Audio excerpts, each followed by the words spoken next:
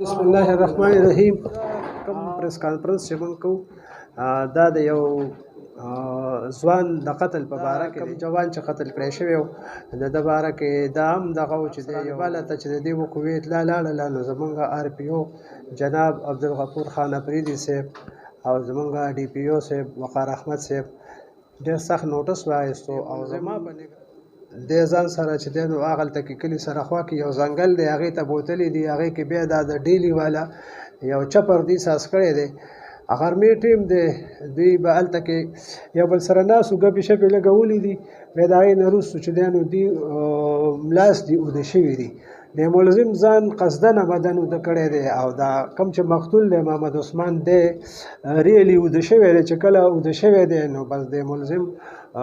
پتر غټ پتر راغستی دی او د هغه د سر په هغه کاڼي باندې ویشتی دی بیا په دوباره ویشتی دی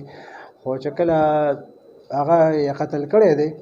نو د هغې نه وروسته بیا